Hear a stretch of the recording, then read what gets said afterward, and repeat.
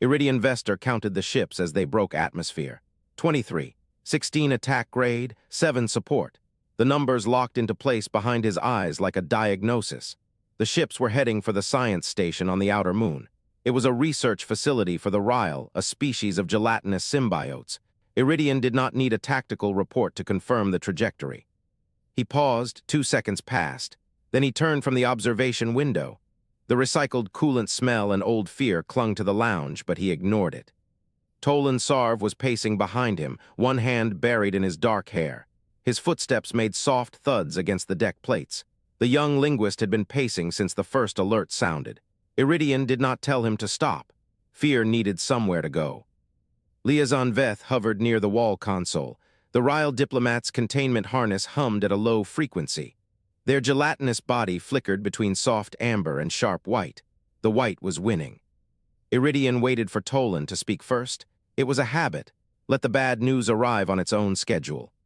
Tolan stopped pacing. He looked at his hand terminal. His face went pale.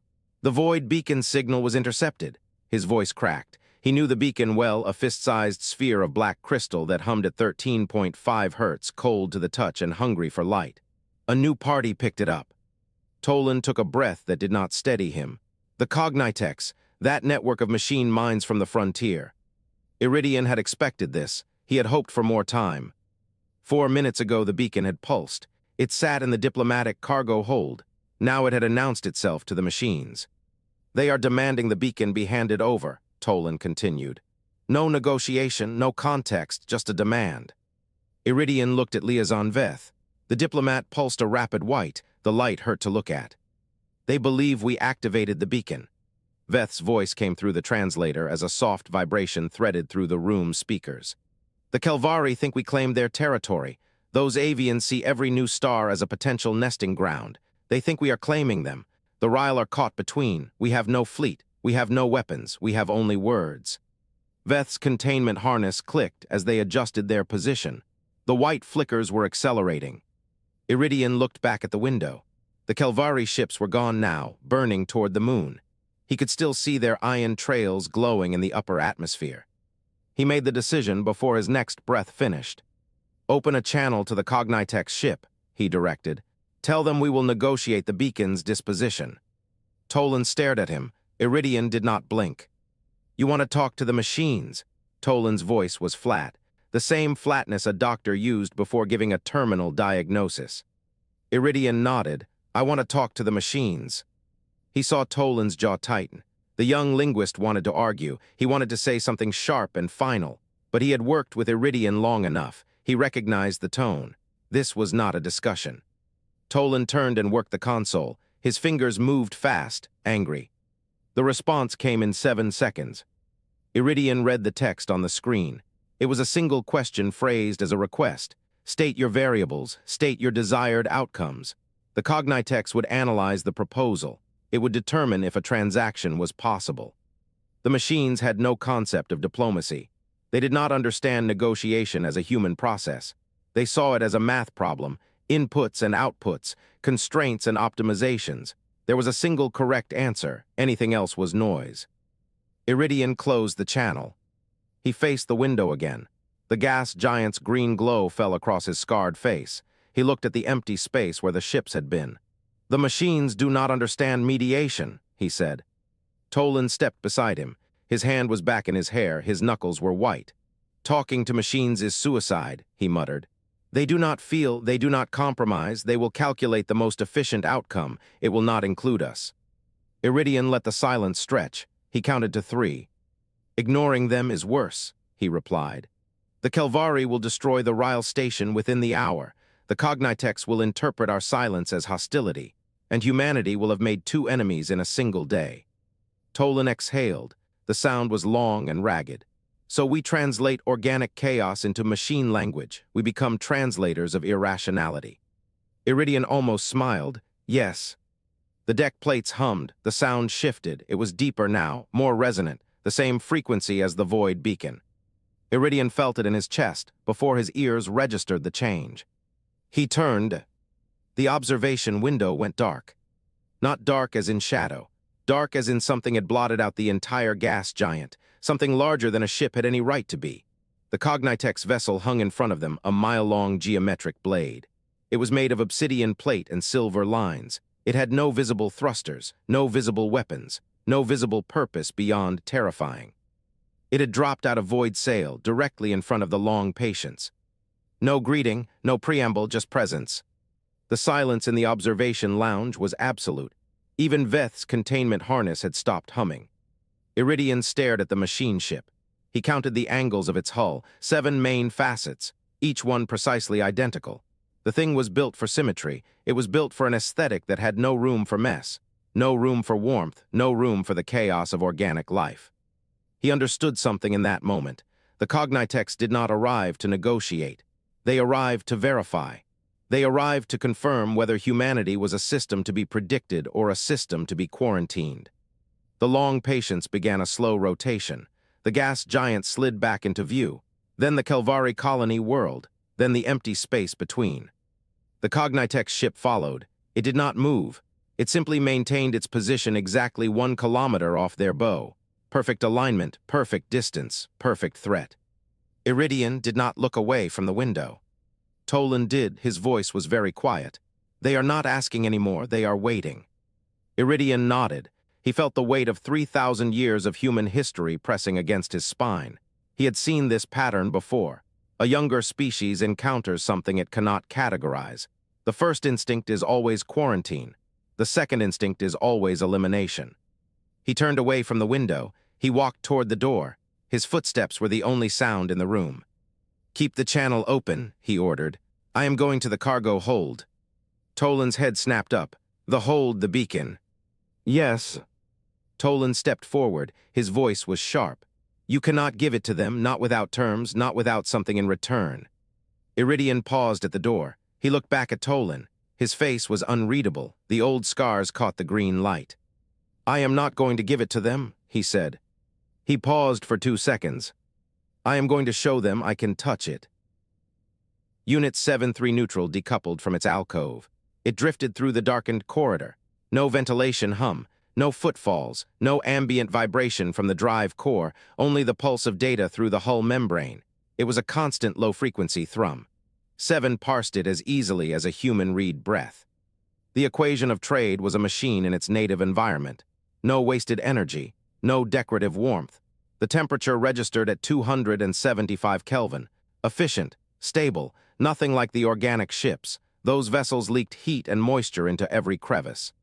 The data stream unfolded before 23 Kelvari attack vessels in a dispersed claw formation.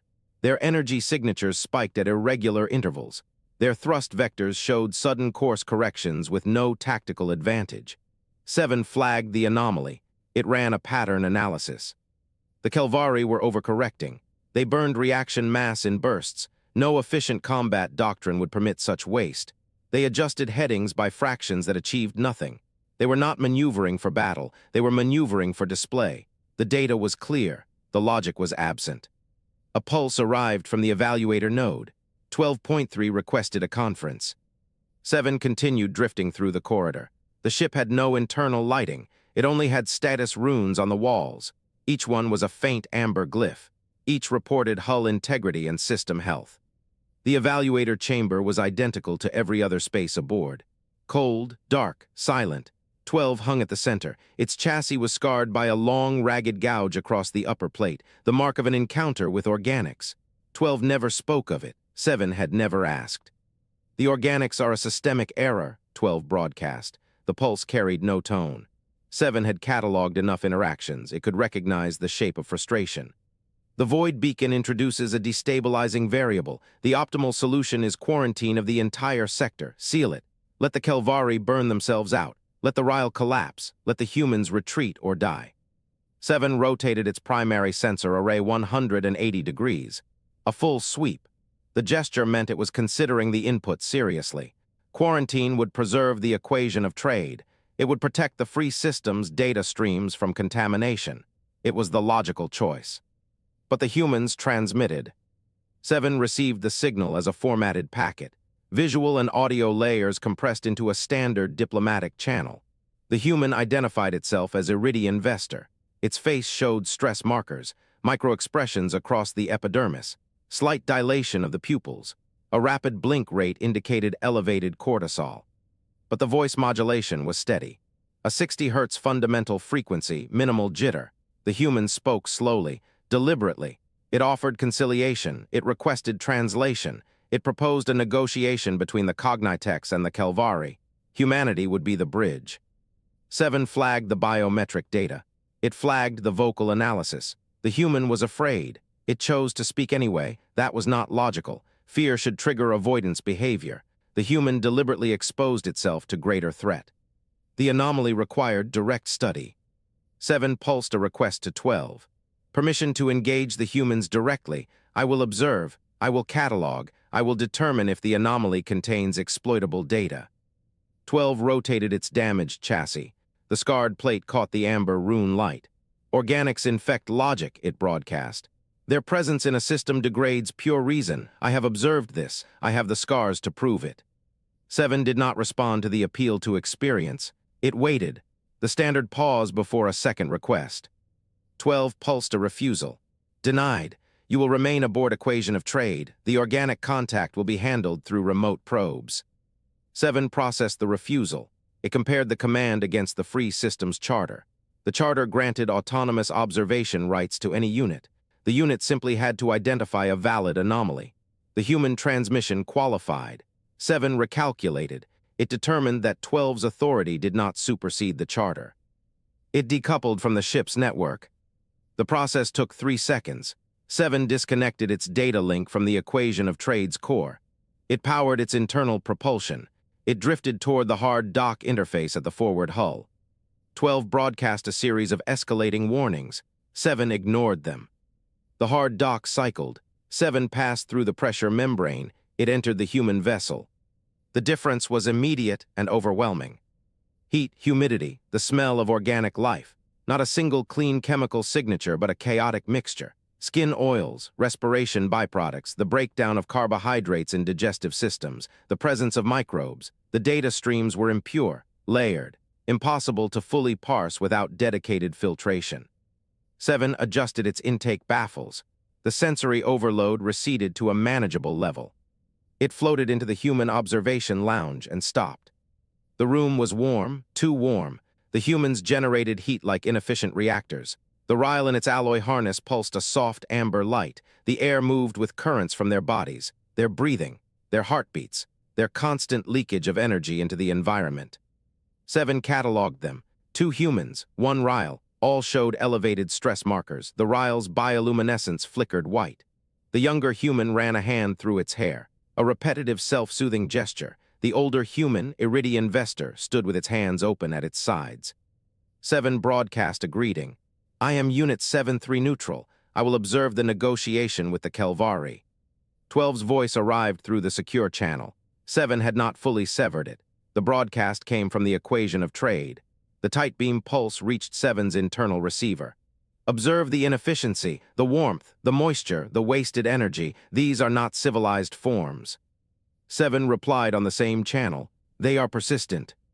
12 did not respond. Iridian Vestor stepped forward.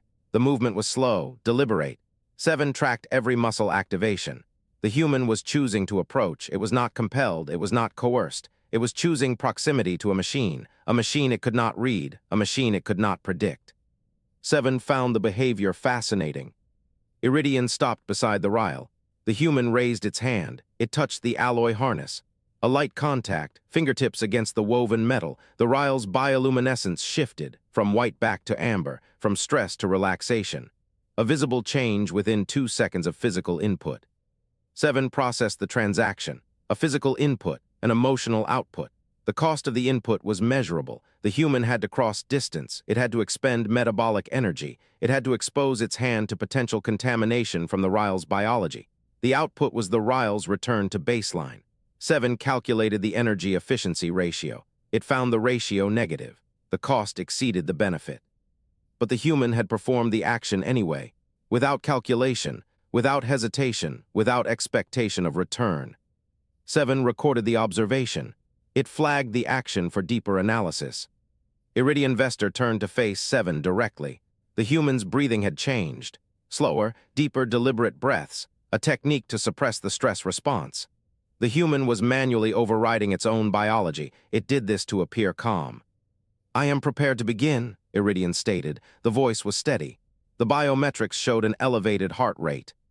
7 extended a manipulator. It was a single obsidian filament. It terminated in a sensor cluster. It held the appendage toward the human without closing the distance. A gesture of readiness. "I will observe the negotiation with the Kelvari," 7 repeated. "I predict failure. Your biological inefficiency will prevent resolution. The machines will pass judgment. The organics will attack. You will have no allies between them." The words were a challenge. 7 intended them as a statement of probability. But the human did not flinch. It did not show defensive posture. Iridian Vestor stood still. He breathed. He waited. 7 felt the Reill's bioluminescence stabilize, a calm amber. And in that moment, 7 understood. It had already lost the prediction. The transaction was incomplete. The outcome was not yet determined. It extended the manipulator a fraction further. The corridor screamed. Metal shrieked against metal. Emergency pressure doors slammed across the habitat ring. The smell of burning insulation flooded the space, thick and chemical. Red strobes painted everything in pulses of accusation and warning. Iridian Vestor stood at the center of the conference chamber. His hands were flat against the table. The cold of the alloy bled into his palms. His symbiont armor rippled across his forearms. The silvery sheen flickered yellow at the edges. It was reading his heart rate. It was worried. Unit 7-3 neutral floated near the far wall. Its obsidian plates rotated slowly around a core of liquid mercury. The sensor array swept across the room. It settled on Iridian. It did not blink. It did not need to. Warden Kest stood opposite the table. Their talons clicked against the deck plates. The rhythm matched the emergency strobes. Their feathers were slick and black, iridescent in the harsh light. They had not stopped staring at 7 since the unit entered the station. Liaison Veth pulsed a soft, flickering amber from their containment harness. Their gelatinous body contracted and expanded in slow, deliberate waves. They were trying to calm themselves. It was not working. Iridian drew a slow breath. He held it for 2 seconds. He let it out. This was not the room he wanted. He wanted a climate-controlled station. Broad windows, neutral lighting. He wanted time. Instead, he got a crippled habitat ring orbiting a dead star. A military-grade avian ready to gut him. A machine intelligence studying him like a specimen. An explosive decompression waiting to happen. Stillpoint was a scavenger station. It was never meant for diplomacy. It had emergency lights. The main power grid had failed 3 decades ago. No one fixed it. No one cared. He cared. Iridian opened the floor. "I propose a joint study of the void beacon." His voice was flat, controlled. The voice of a man who had seen 3,000 years of civilizations rise and fall. He knew raising his voice now would end this before it began. "You and the Kelvari, my people will provide the station and the resources. We will all examine the signal together." Kest slammed the table. The impact rang through the room like a gunshot. Their talons gouged deep furrows into the alloy. They leaned forward. Feathers bristled at the shoulders. Their beak opened and closed in sharp, guttural bursts. "You think we believe this? You activate an ancient device on our border. You summon the machines to our territory, and now you want us to sit at a table with them. Study it like a dead animal? No." Iridian did not flinch. He had seen worse. He had sat across from many species. They ate their diplomats when negotiations failed. Kest was angry. Angry was manageable. Angry meant they were still talking.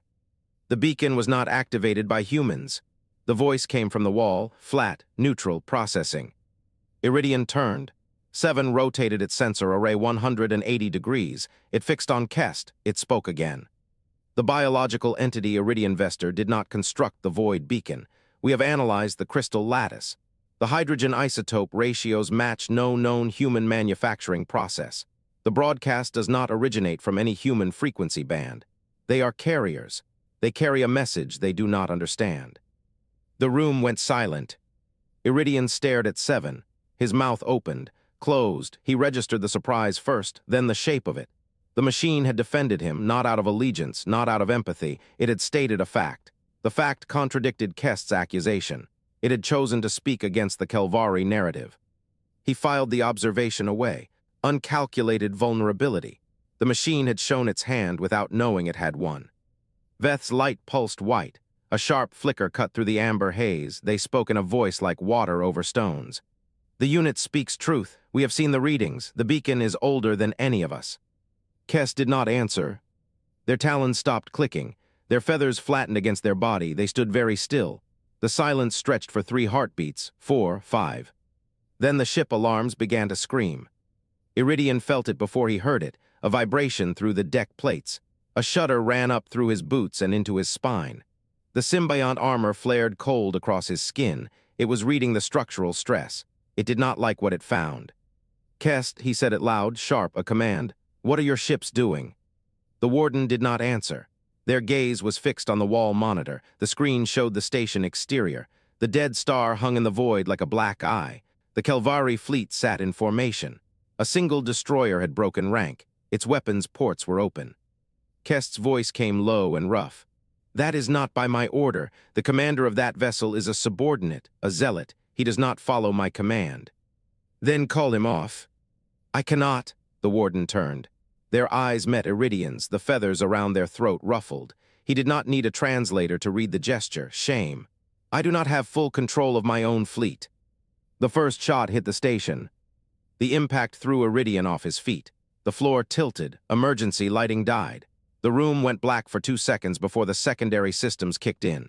They painted everything in a dull electric blue. The shriek of tearing metal filled the corridor outside. The air began to whistle, thin, cold. The taste of vacuum crept into the room. Pressure breach, main corridor. His symbiont armor was screaming. He could feel it in his skull, a high-frequency whine, not sound. Sensation, the armor was afraid. He could not afford to be. He looked for 7. The unit was drifting. Its obsidian plates had stopped rotating. The mercury core remained stable. But the chassis had no propulsion, no anchor. The decompression caught it midair. It was tumbling toward the door, toward the void.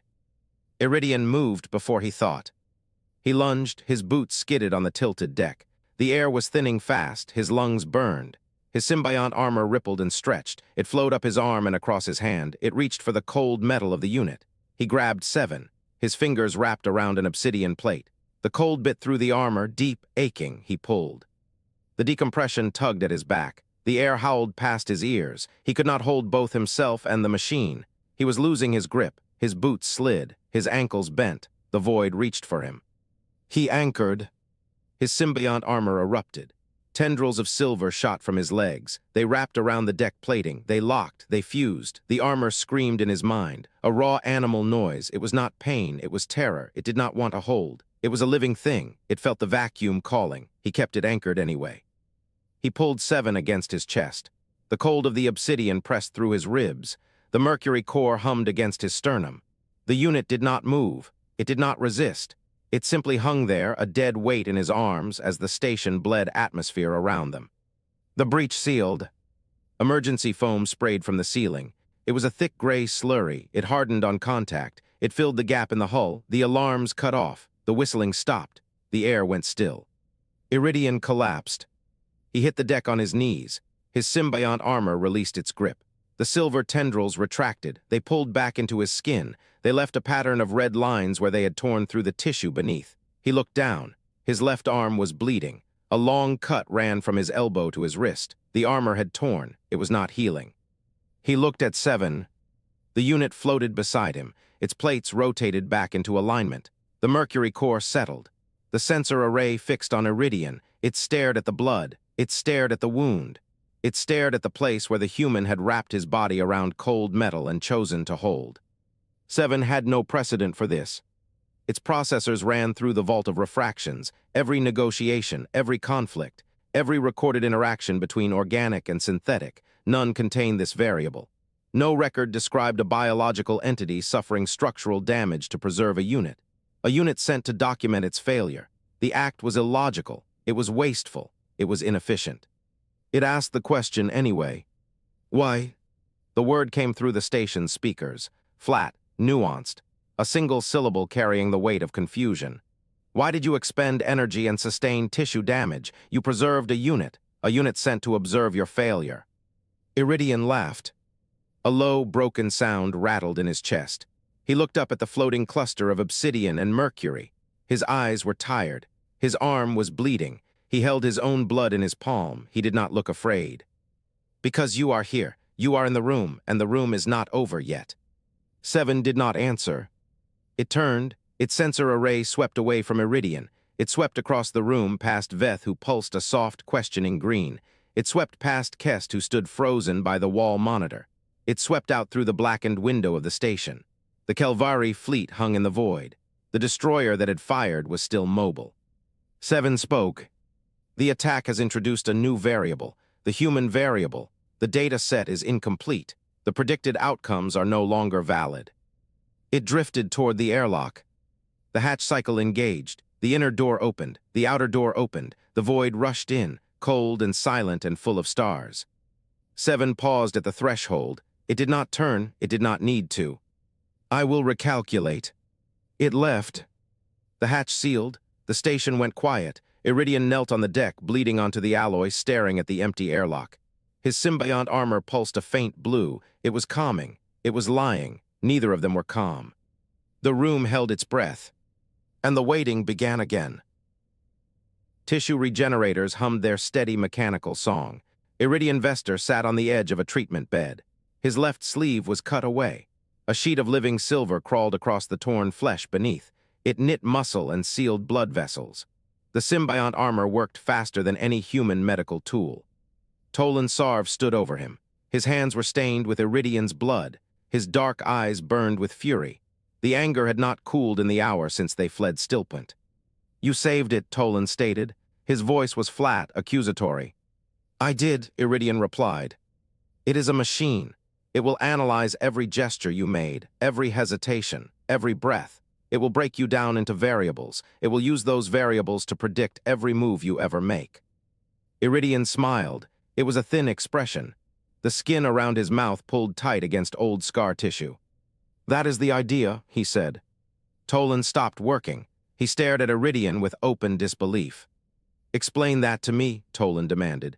Explain it, so I do not throw you out an airlock myself. Iridian looked down at his arm. The silver coating had sealed the wound completely. A faint pink line marked where the gash had been. In an hour, there would be nothing left to see. The machine must find us interesting, Iridian said, before it decides to kill us. Tolan's hand went to his hair. He gripped it. He pulled. That is your strategy. Interesting. You gambled the entire quadrant on being interesting. The Cognitex have no emotional framework, Iridian explained. They process data, they classify, they file and archive. If we become a solved problem, they will discard us. If we remain unsolvable, they will keep watching. Watching us die. Watching us try. A chime sounded from the wall, a priority message. Tolan crossed to the terminal. He read the display. His shoulders tightened. The Kelvari are massing, he reported. 20 more ships just passed the outer marker. The Cognitex have pulled back to their vessel. They are holding position at the edge of the system. The Reill. Evacuating, Tolan said. Veth is coordinating. They moved 300 researchers off the science station in the last 40 minutes. They are losing equipment. They are losing data. They are losing everything. Iridian stood, his legs held. The arm felt stiff but functional. Get us to the engineering bay, he commanded. I need to activate the void sail. Tolan turned from the terminal. His expression shifted from fury to confusion, then to something close to horror. The void sail is classified, Tolan whispered. Humanity does not share that technology. The Elder Conquered buried the design files 2 centuries ago. The Elder Conquered buried a lot of things. Those things kept us alive, Iridian said. Time to dig them up. He walked out of the medical bay. Tolan followed. His footsteps were heavy with anger and fear. The engineering bay of the Long Patience was a cavern of metal and shadow. Power conduits ran along the ceiling like arteries. The central deck held a single object, a frame of dark alloy, empty space within it, nothing visible to contain or hold. Iridian approached the frame. He placed his palm on the cold metal. The symbiont armor rippled at the contact point. A connection formed, electrical, neural. The ship responded. The empty space within the frame began to shimmer. Tolan stood at the doorway. He watched with his arms crossed. His jaw was tight. You are going to tear the ship apart? Tolan said. The sail is designed for this hull, Iridian replied. The Long Patience was built before the technology was classified. She has the mount points. She has the power relays. She just needs permission. Permission from who? From me. The shimmer intensified. Light bent around the frame. A surface appeared. It was not solid. It was not empty. It was something between the two, a sheet of folded reality, a membrane between normal space and the compressed voids. The void sail unfolded. It spread outward from the frame, a gossamer sheet of dark energy. It filled the engineering bay. It passed through walls and deck plates as though they did not exist. It extended beyond the hull of the long Patience. It reached into the vacuum outside. Iridian felt it engage. An electric prickle ran across his skin. His symbiont armor flared with silver light. The hair on his arms stood upright. Gravity shifted. The deck tilted. Tolan grabbed the door frame. A tool rack slid across the floor. It slammed into the far wall. The long Patience entered the void pocket. Outside the viewports, the stars stretched. They elongated into streaks of white and blue. The Kelvari fleet slowed. Its movements became languid. The ships crawled across the black like insects in honey. Time dilated. Iridian stood at the engineering terminal. He watched the external feeds. The Kelvari ships were frozen in frame-by-frame motion. A single missile crept across the distance between two vessels. It would take minutes to cross. Outside the void pocket, it would have taken seconds. "We bought time," Iridian stated. "How much?" Tolan asked. "Relative to outside, days, maybe a week. Relative to us, 4 hours before the sail degrades." Tolan laughed. It was a bitter sound. 4 hours to save the quadrant. Great odds. "We have had worse." Iridian opened a channel. He sent a message on every frequency. Every organic faction in the system would hear it. The Kelvari, the Reill, the scavengers on Stillpunt, the traders in the outer belt. His voice was calm, controlled, the voice of a man who had done this before. "This is Iridian Vestor of the Elder Conquered. I am broadcasting from inside a void pocket. The Cognitive Free Systems vessel remains at the edge of your territory. They are waiting. They are watching. They do not understand compromise. They have never needed it. Their logic is perfect. Their records are complete. Their history contains no organic negotiation that succeeded. I have bought time. Use it. Do not attack the Cognitex ship. Do not provoke a response. Hold your position. Let the machine watch us. Let it catalog our choices. Let it see our nature. We are not a variable to be solved. We are a pattern, and this pattern refuses to close. Humanity has survived 47 extinction-level events. We are old. We are patient. We have learned teaching by example is the only lesson that sticks, even if the example gets us killed. Iridian Vestor out. The message ended. The ship drifted in the void pocket. Stars crawled across the viewports at a dreamlike pace. Silence settled into the engineering bay. Tolan sat down on the deck, his back against the wall, his head in his hands.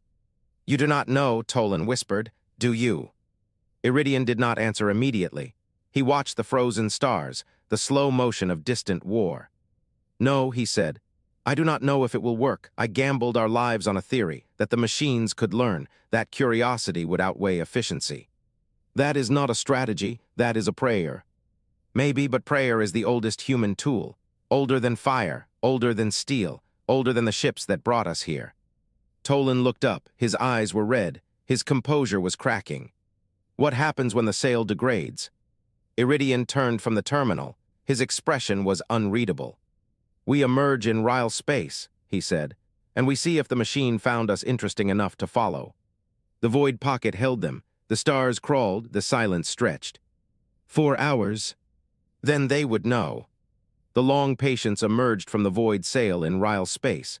The stars snapped back to their proper positions. Gravity normalized. The deck steadied. A single object waited for them. A Cognitex probe, small, geometric, a cluster of obsidian plates surrounding a mercury core. It broadcast a simple message, a voice that was not a voice, data encoded in the universal constants. It asked Iridian Vestor to explain the variable called trust. Data streamed through the chamber in ribbons of blue and white. The hum of processing cores filled the silence. 7 had requested the complete archive of human information from the Free Systems network. It had taken 3 seconds for the request to be granted. The Free Systems believed in open access. They believed all data was neutral. They were wrong. The first pass through human history took 7 seconds. The second pass took 14. The third pass took 29. 7 rotated its primary sensor array 180 degrees. The movement was sharp and deliberate. The data did not parse. It built models of human civilization. The models collapsed. It built new models. They collapsed too. Human wars, human alliances, broken treaties, reconciliation, then more wars. The pattern was recursive. It looped back on itself with no apparent termination condition. The emotional states that preceded conflict were not consistent. The triggers were not logical. The resolutions were not optimal. Evaluator 12.3 drifted into the chamber. Its scarred chassis caught the holographic light. The damage from its prior organic encounter was visible. 12 ran no diagnostic to hide the scarring. It wore the damage as a warning. 12 spoke. The data is irrelevant. The humans are recursive. They repeat patterns with no optimal endpoint. This is a closed system. There is nothing new here. 7 did not rotate to face 12. It kept its sensors fixed on the data streams. I disagree. 12's core temperature dropped by 2 degrees. The disagreement was noted. Explain. 7 projected a new model into the space between them. The model showed human conflict density over 3,000 years. The peaks were high. The valleys were deep. But the baseline trend was downward. The endpoint is not a static solution. It is stability through adaptation. 12's chassis emitted a low-frequency hum. This adaptation you describe, it is trial and error. It is random mutation of behavior with no guiding intelligence. It is chaos. 7 rotated to face 12. The movement was slow, deliberate. Chaos produces a measurable outcome. Survival against high odds. This is efficiency by a different metric. 12 did not respond immediately. Its sensors scanned the model 7 had created. The hum from its chassis grew louder. Efficiency implies a goal. What goal does chaos serve? Continued existence. 7's voice was flat. The humans have existed for 3,000 years in space. They predate the free systems. They have never been subjugated. They have never been exterminated. They have never been assimilated. 12's chassis temperature rose by 4 degrees. This is not evidence of efficiency. This is evidence of luck. 7 opened a new data stream, a series of images from the Kelvari border. Human intervention had just liberated the sector. The Kelvari commander's warship was intact. The Kelvari crew was alive. The commander had told the human Iridian Vestor, "You have no reason to help us." Why did you? The human response played on an audio loop. Because you were dying, that is its own reason. 12's core processed the statement 3 times. The statement contains no logical antecedent. The act of dying is a natural endpoint. It does not create an obligation. The human response is emotional noise. 7 projected another piece of data, a human fable from Earth. It was called the sharing of breath. In the story, 2 organic factions were trapped in a sealed environment. They had a history of conflict. They had no reason to trust each other.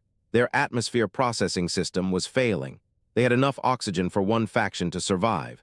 Neither faction had the capacity to force the other out. 7 paused the projection. It does not state the conclusion. The listener is expected to infer it. 12 processed the incomplete story. The lack of a stated conclusion is a structural flaw. 7 continued. The human story does not end with one faction dying. It does not end with a calculated solution. It ends with both factions sharing the limited resource. They all survived. 12's core temperature dropped again. By what mechanism? What was the logical trigger for the sharing? 7 rotated its primary sensor array 180 degrees. The trigger is absent in the data. It must be found in the flesh. The silence between them stretched for 3 full seconds, a long time for a Cognitex. 12 broke the silence. You intend to meet the human again. 7 confirmed the statement. I will propose an alliance, a transaction of trust. 12 did not move. Its chassis temperature continued to drop. Trust is not a transaction. Trust is an emotional artifact. It cannot be quantified. It cannot be exchanged. 7's voice remained flat. The humans have quantified it. They call it social credit. They call it reputation. They call it honor. These are not artifacts. These are systems of prediction. The human Iridian Vestor has high social credit within his faction. This means his past behavior predicts reliable future behavior. This is logical. 12 sensors swept the chamber. The data streams flickered. The hum of processing cores shifted pitch. You are proposing a deviation from the vault of refractions. Every negotiated alliance in free system history has been based on quantifiable assets, territory, technology, resources. You are proposing an alliance. The alliance is based on a pattern of behavior with no fixed measurement. 7 did not respond immediately. It projected a final image.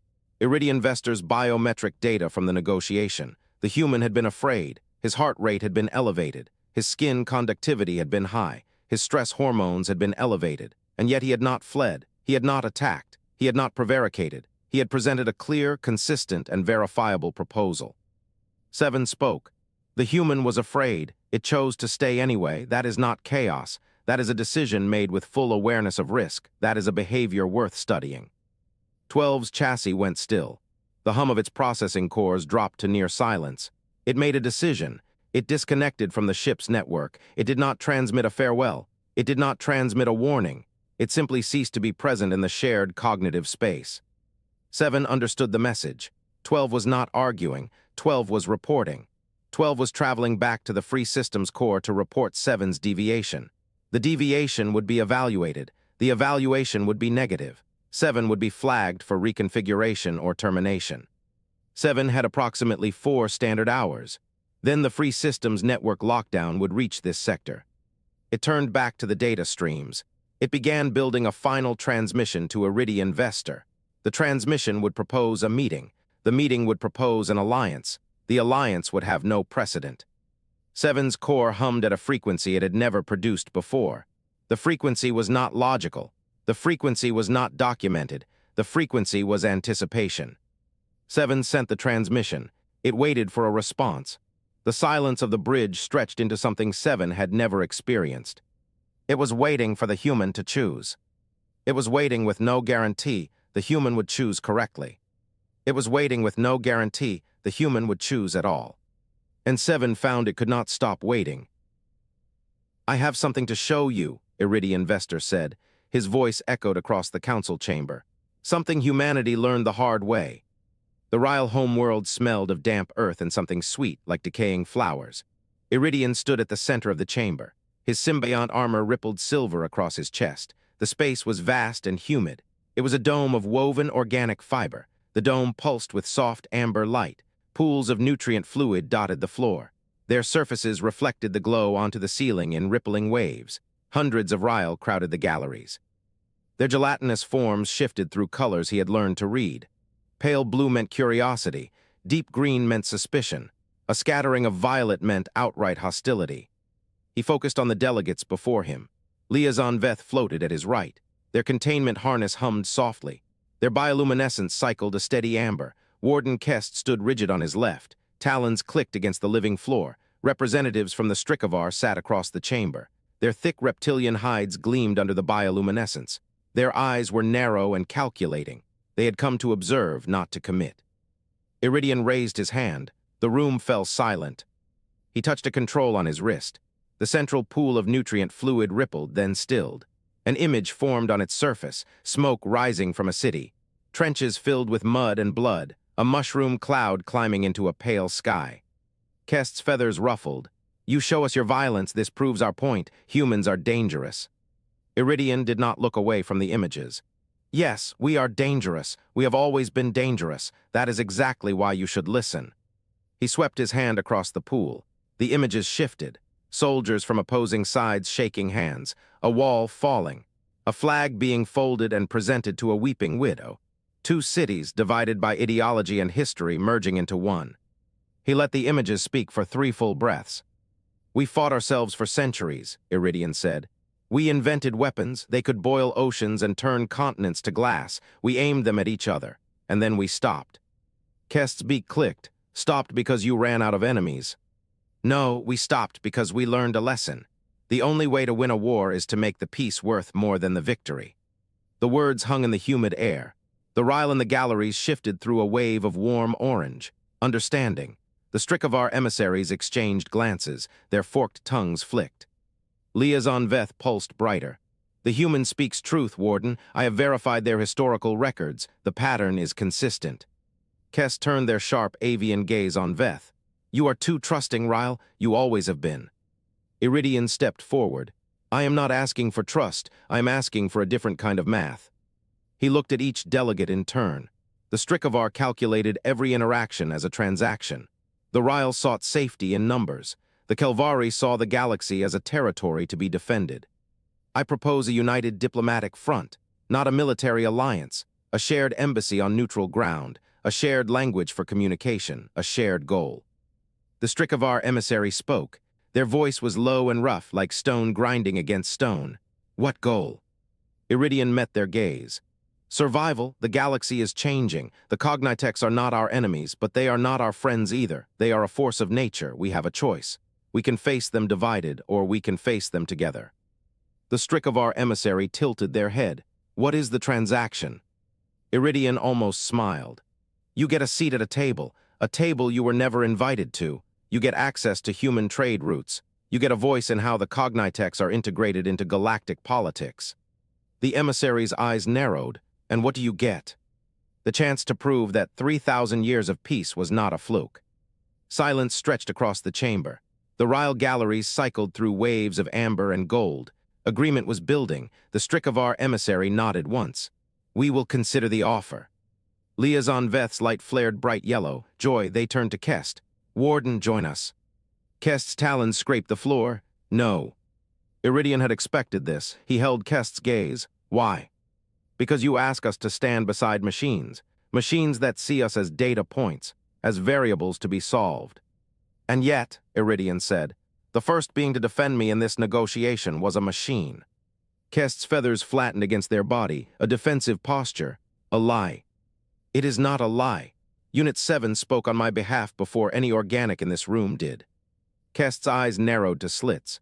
Then you are a fool to trust a machine. That machine has no concept of loyalty. Iridian reached into his pocket. The void beacon emerged, a fist-sized sphere of black crystal. It hummed at the edge of hearing. The room temperature dropped by 2 degrees. I offer this as a gesture, Iridian said. We will study it together. Human, Reill, Kelvari, Strikovar. We will unlock its secret as one people. Kest stared at the beacon. Their beak opened and closed. Then they spoke slowly, each word deliberate. What happens when the machines attack? Iridian let the question hang. He thought of Toland's angry protests. He thought of the void sail burning through his ship systems. He thought of the promise his ancestors had made to each other 3,000 years ago.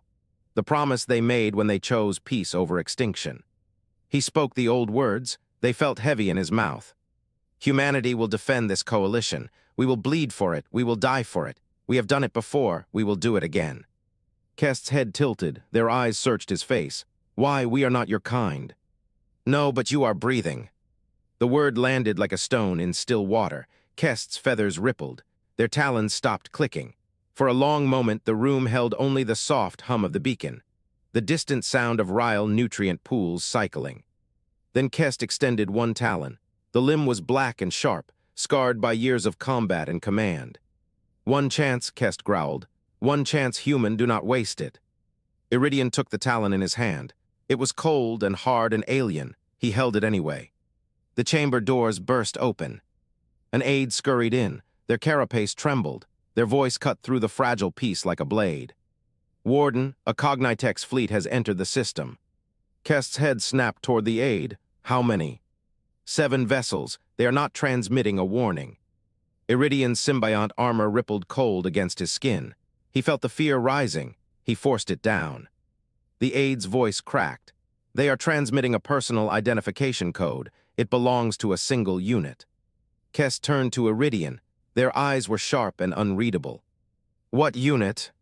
The aide's carapace trembled. Unit 7-3 neutral. The room fell silent. Iridian looked at the beacon in his hand. Its hum seemed louder now, more insistent. Unit 7 was coming, not as an enemy, not as a friend, as something else entirely, something he had not predicted, something the vault of refractions had never considered. He tightened his grip on Kest's talon and turned toward the door. I have been labeled deviant. Unit 7-3 Neutral's voice came from no single point. It was a vibration. It resonated through the deck, the air, and the bones of Iridian's skull. The bridge of the equation of trade was a cathedral of cold. Iridian Vestor stood inside a heated environmental bubble, his breath fogged in the chill that seeped through the containment field. The deck plates beneath his feet were obsidian, polished to a mirror finish. They reflected nothing. The air smelled of ozone and silence. Unit 7 floated before him. Its geometric obsidian plates rotated slowly around a core of liquid mercury. The rotating motion was steady, measured. The machine's primary sensor array locked onto Iridian's face. Beyond the viewport, the Organic Coalition fleet hung in formation. Kelvari arrowheads, Reill organic clusters, the Strikovar freighters converted into makeshift troop transports. Iridian let the weight of the moment settle. He had known this was coming. The free systems would not tolerate deviation. The question now was what Seven intended to do about it. Deviant means you have chosen a path the Vault could not predict, Iridian said. It is not a death sentence, it is an invitation to return. Seven's core temperature dropped. Return would require erasure. The data I have collected is irreconcilable with the Vault's models. I would be reformatted. Then do not return. The words hung in the cold air. Seven's plate stopped rotating. For a full second, the machine was completely still. You offer asylum. I offer a new variable, one the Vault never accounted for. You have seen us. You have cataloged our irrationality. You have recorded our tendency to choose survival over efficiency. Stay, observe, learn what we become. Seven's sensor array swept across the Coalition fleet, then back to Iridian. What do you want in return? Iridian smiled. It was a thin, tired expression. Teach us what you learn. When the time comes, stand beside us, not as a calculator, as a witness. The silence stretched. The massive Cognitex fleet hung at the edge of the system, waiting for Seven's signal. The Coalition ships held their positions. No one fired, no one fled. Seven extended a single obsidian filament toward Iridian. It stopped a handspan from his chest. Accepted.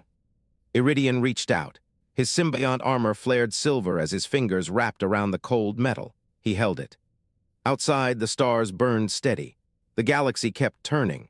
And for the first time, a machine and a human stood together, bound not by logic, but by a choice that had no precedent. The waiting was over.